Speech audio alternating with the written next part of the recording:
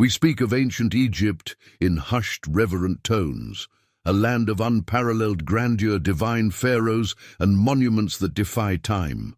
We marvel at the pyramids, the golden masks, the tales of gods and goddesses, envisioning a civilization of enlightened wisdom and spiritual serenity. But beneath the glittering surface of history, woven into the very fabric of its most sacred rituals, lies a truth so chilling, so profoundly disturbing, it forces us to confront the darkest corners of human desperation and belief.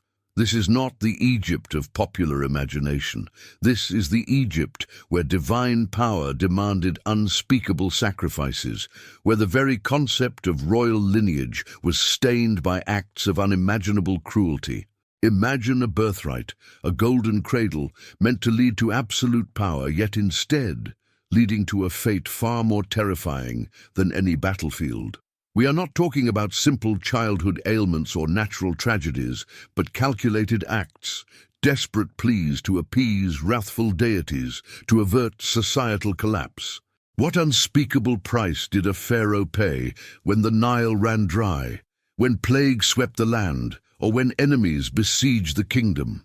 What truly became of the smallest, most vulnerable members of the royal bloodline, the innocent, the unsuspecting heirs to a throne soaked in power and fear? Their cries unheard, their tiny bodies transformed not into symbols of divine slumber, but of profound, unsettling terror. These are the stories that the sands have tried to bury, the truths that echo from cursed chambers, tales of royal children not just passing into the afterlife, but violently forced into it, their brief lives extinguished in rituals of unthinkable brutality. Prepare yourselves, for the curtain is about to be pulled back on the horrifying, often overlooked sacrifices and funerary atrocities committed against the very heirs of Egypt's throne.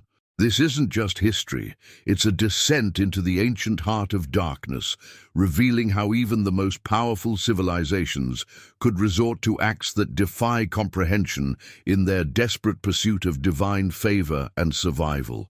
If you dare to uncover these grim historical mysteries, hit the subscribe button now and join our community of historical guardians. In the heart of ancient Egypt, the pharaoh was more than a king, he was a living god, the terrestrial embodiment of divine order, responsible for maintaining Ma'at, the cosmic balance of justice, truth, and harmony. His duty was paramount: ensure the prosperity of the two lands, appease the capricious gods, and protect his people from chaos. But what happens when Ma'at itself seems to crumble? When the life-giving Nile refuses to flood, consigning the land to drought and famine? When unseen plagues sweep through cities, decimating families and leaving behind a trail of silent despair? Or when relentless enemies threaten the very borders, imperiling the entire kingdom? In such dire moments, the pharaoh's divine connection was put to the ultimate test. The conventional offerings of incense, hymns, and animal sacrifices might no longer suffice. The belief was that the gods were profoundly displeased, demanding a price far greater than gold or grain. The weight of an entire civilization rested on the pharaoh's shoulders, pushing him towards unthinkable decisions. Desperate times, they believed, called for desperate measures, a terrifying logic that could lead to the ultimate appeasement. The official annals of ancient Egypt, meticulously carved into the enduring stone of temples and tombs, or delicately painted onto papyrus scrolls, stand as a testament to a highly ordered society that carefully curated its public image. These grand narratives, designed for eternity, celebrate the triumphs of pharaohs, their piety, and their divine connection, rarely, if ever, speaking of acts as inherently disturbing as human sacrifice. This profound silence is not coincidental. It suggests that if such a practice did occur, particularly involving royal blood, it was a truth deliberately obscured, hidden behind layers of euphemism, or ritualistically reinterpreted to fit the narrative of a benevolent, divinely guided rule. The very idea that the chosen one, the embodiment of Horus, would orchestrate such horrors would shatter the foundation of Ma'at, cosmic order and justice, in the public eye. Yet despite this official omission, unsettling whispers echo from obscure, lesser-known texts, and the disturbing silence emanating from certain archaeological discoveries persists, refusing to be entirely dismissed. While scholars largely agree that large-scale, overt human sacrifice, as openly practiced in some other ancient cultures like the Maya or Aztecs, was not a documented cornerstone of mainstream Egyptian religion, the profound concept of offering the most precious to the divine was undeniably woven into the spiritual fabric of the civilization. This fundamental belief system, in times of ultimate crisis, could twist into terrifying implications. And what, precisely, could be considered more precious, more sacred, more inherently pure than the life of a royal child, a direct descendant of the gods imbued with nascent divine essence? Could these tiny, innocent lives become the ultimate appeasement in moments of profound, existential crisis for the kingdom? The evidence for such harrowing acts is rarely explicit.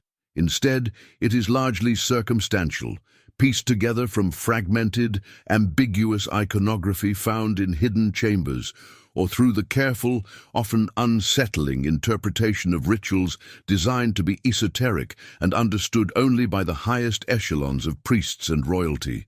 Some Egyptologists propose that symbolic acts, where a proxy or representation might have been used, were the norm. However, the profound, desperate state of a pharaoh facing the imminent collapse of his kingdom due to relentless drought, devastating plague, or overwhelming military defeat suggests a terrifying possibility that the desperate line between symbolic gesture and brutal, horrifying reality could blur or even vanish entirely, particularly when the divine mandate demanded an ultimate, utterly terrifying price for national survival. It forces us to ask, what unspeakable lengths would a divine ruler go to when convinced that the fate of his entire world hung precariously on a single, horrific act? The answers remain largely hidden, but their shadow looms large over the perceived glory of ancient Egypt. Archaeology, often hailed as the silent language of the past, speaks through unearthed relics and ancient structures. It reveals the grandeur, the daily lives, and the spiritual beliefs of bygone eras.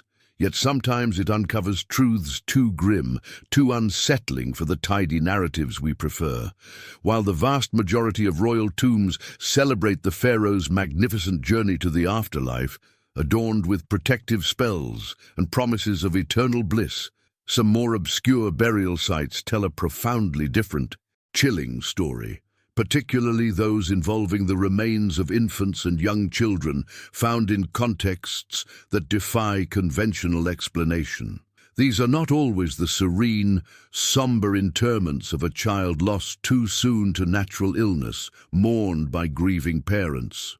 Instead, what dedicated experts sometimes discover are tiny skeletal remains displaying unsettling anomalies, signs of blunt trauma inconsistent with accidental death, fragile bones bearing marks of violence, or burial positions that suggest forceful restraint rather than peaceful repose. Consider the detailed, microscopic analysis performed on these fragile remains. Forensic archaeologists meticulously examine growth patterns, bone density, and any indications of injury that occurred peri-mortem, at or around the time of death. The presence of fractures that show no healing or evidence of specific cranial injuries can be deeply disturbing. When such findings emerge from burials located in unusual proximity to cultic sites, within hidden caches, or from periods of immense societal stress and political upheaval, they force uncomfortable, almost unbearable questions. Were these simply tragic, natural deaths followed by atypical burials due to chaos? Or were they part of a darker, unacknowledged ritual, a final, desperate act concealed from history's gaze? These finds, often lacking the rich grave goods and extensive inscriptions of more prominent burials, speak volumes through their very simplicity and starkness. The careful positioning within a grave, the absence of typical funerary preparations for a royal child, or conversely, the presence of highly unusual ritualistic objects not associated with standard child mortality, can paint a grim, unsettling picture. Such discoveries are debated fiercely among scholars, precisely because their implications are so horrific. They hint at a forced, premature end to a brief royal life, echoing the desperate pleas of a dying kingdom, and suggesting that even the most innocent were not spared the brutal logic of survival and appeasement in ancient Egypt. Mummification in ancient Egypt was far more than a mere preservation technique. It was an elaborate sacred art, a cornerstone of their belief in eternal life. For royalty, this process was a meticulous, dignified ritual, stretching over 70 days, designed to prepare the body as a perfect, incorruptible vessel for the soul's perilous but ultimately triumphant journey to the field of reeds. Every linen wrap, every amulet placed, every prayer uttered was part of a grand tapestry ensuring a divine ascension to the stars. But what if this profound process, meant for serene eternal rest and divine glory, was twisted into something far more sinister and desperate? Archaeological findings and obscure textual references occasionally hint at instances where the mummification of royal children was not simply for pious preservation, but perhaps for ritualistic control, or even as the grim culmination of a final, cruel act. Picture for a moment, not the gentle embalming described in official texts, but a hasty, almost violent manipulation of a tiny, lifeless body. Imagine a process where the intent was less about ensuring a peaceful afterlife and more about binding the spirit to prevent its return, to control its power, or even to imbue it with a dark, magical purpose that served the living rather than the deceased. Evidence for such chilling deviations might manifest in various unsettling ways. Forensic analysis could reveal unusually rough handling of delicate bones, inconsistent with the careful procedures expected for royal remains. The discovery of odd, hastily applied embalming resins, or the use of unique, non-standard materials and amulets might suggest a purpose beyond typical funerary customs. Sometimes, the mere simplicity or starkness of the mummified child, lacking the usual royal accoutrements, speaks volumes. These were not acts of reverence or solemn remembrance.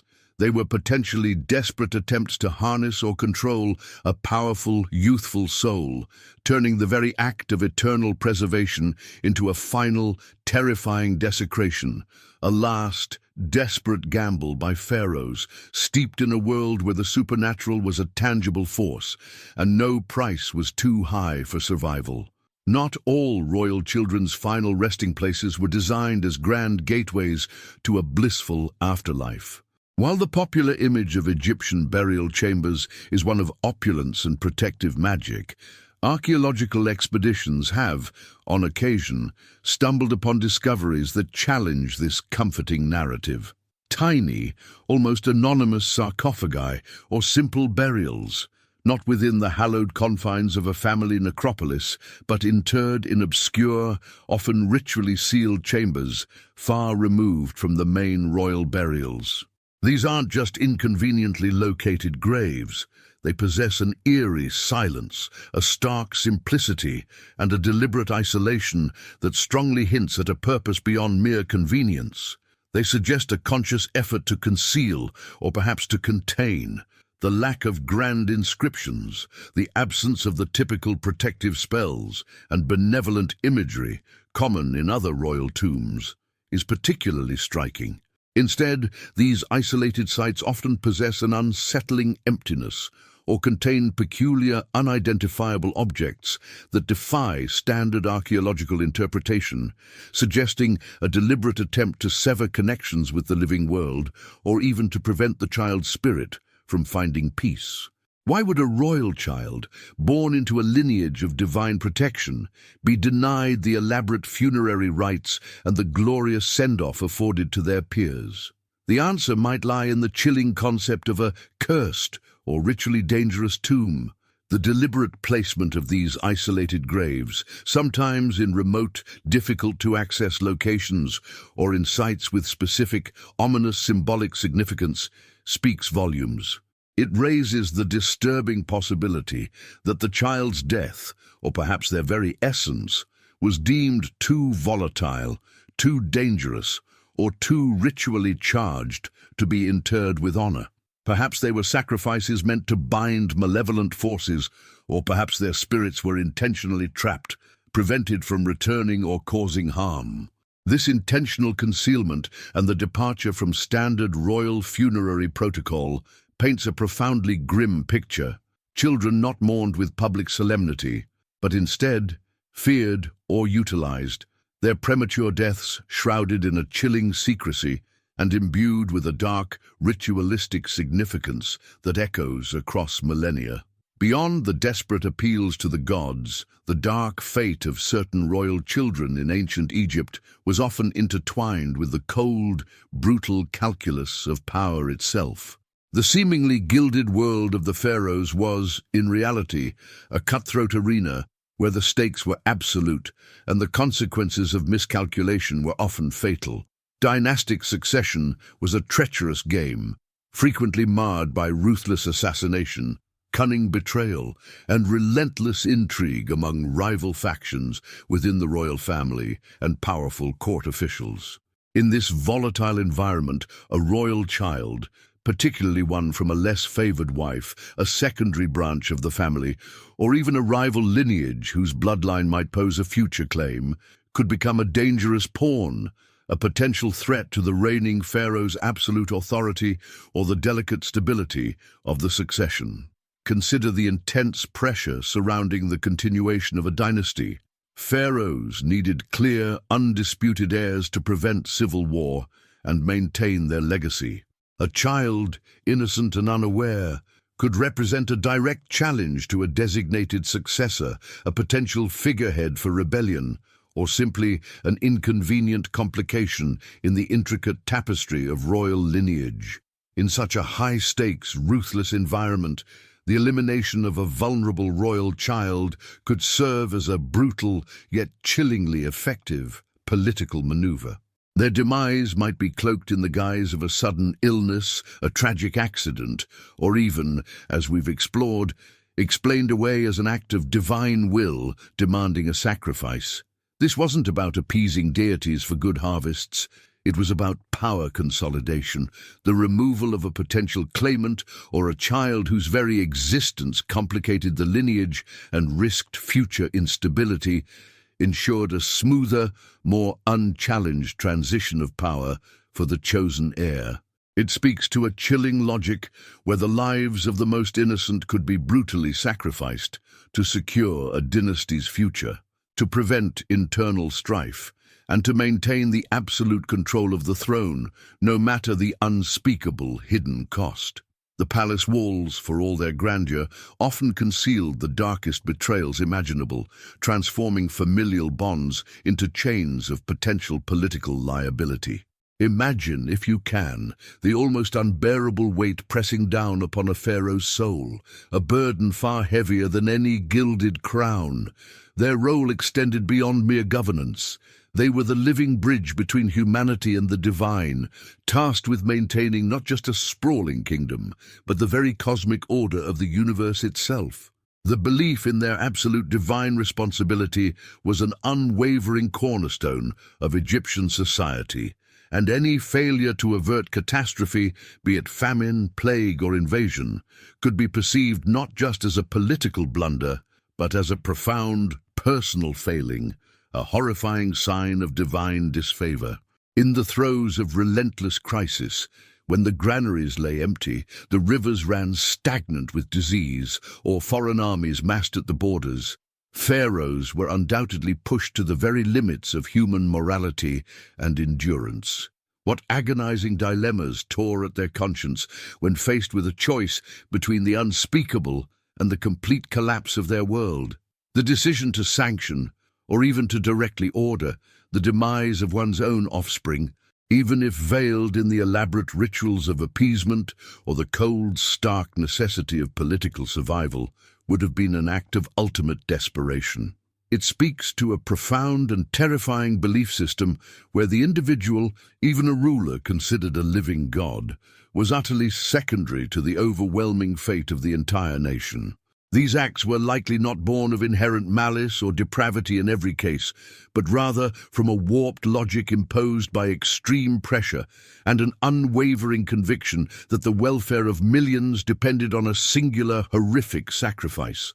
Such choices would forever bind the pharaoh to a legacy of both unimaginable glory and unspeakable horror, etching a permanent scar on the soul of a civilization. It highlights how even those at the pinnacle of power could be forced into ethical abysses, driven by a desperate, all-consuming need to preserve their divine mandate and ensure the survival of Egypt at any cost. The vast written records of ancient Egypt, meticulously preserved on papyri, temple walls, and tomb inscriptions, are a treasure trove of information. However, they are also notoriously selective, designed to present a carefully curated image of the pharaohs and their divine rule. Grand narratives of triumph, piety, and cosmic harmony dominate, while uncomfortable truths, acts that might contradict the ideal image of a benevolent and just ruler, are often veiled in allegory, euphemism, or simply omitted entirely. The scribes and priests, bound by strict protocol and undoubtedly by a healthy dose of fear, would rarely document anything that could tarnish the divine aura of the monarchy. Yet despite this deliberate obfuscation, faint, unsettling echoes of these dark practices sometimes surface in the most unexpected and obscure places. Consider the rare medical papyri that have survived the millennia. While primarily focused on ailments and treatments, some passages occasionally describe injuries or conditions that, when meticulously analyzed by modern forensic experts, could hint at violence rather than accidental death or natural illness. The language might be deliberately vague, but the clinical descriptions of certain traumas on fragile, tiny bodies can be chillingly suggestive. Furthermore, cryptic inscriptions found in lesser-known tombs or on ostraca, potsherds used for notes and drafts, that were never meant for public display, sometimes use unusual phrasing to describe a child's passing. These aren't explicit confessions of sacrifice or murder, but rather unsettling hints that require careful, nuanced interpretation by scholars. The choice of a specific, ambiguous hieroglyph, the deliberate omission of standard funerary blessings, or the stark simplicity of a burial description can speak volumes through its very silence. These subtle linguistic and archaeological clues, pieced together with painstaking effort, allow historians and archaeologists to discern the chilling outlines of a truth too grim to be openly recorded, a silent, horrifying testament to the dark acts that unfolded behind the magnificent gilded palace walls of ancient Egypt. They serve as a stark reminder that history is often written by the victors, but the echoes of the vanquished or the sacrificed can still be heard if one listens closely enough. The stories of ancient Egypt's royal children, caught in the terrifying vortex of absolute power, profound desperation, and deeply ingrained ancient belief, force us to confront a truth far darker and more complex than the shimmering desert sands and glorious monuments let on. These were not merely abstract historical events to be studied academically. They represent profound human tragedies etched into the very fabric of a civilization that, for all its unparalleled majesty and spiritual advancement, harbored an unseen capacity for chilling brutality. The notion of a karmic order, so often sought by those who ponder history's lessons, finds unsettling resonance here, where the relentless pursuit of divine favor and absolute power demanded an unimaginable, horrifying price. The silent screams of these lost royal children, buried beneath countless layers of official grandeur and historical revisionism, serve as a chilling, persistent reminder.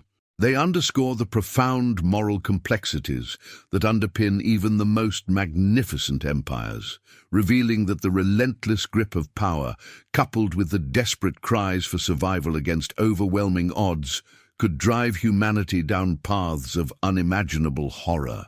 Ancient Egypt, in all its celebrated splendor, its architectural marvels, and its spiritual depth, also stands as a stark, undeniable testament to the human capacity for darkness, for making unthinkable choices when faced with what was perceived as existential threats.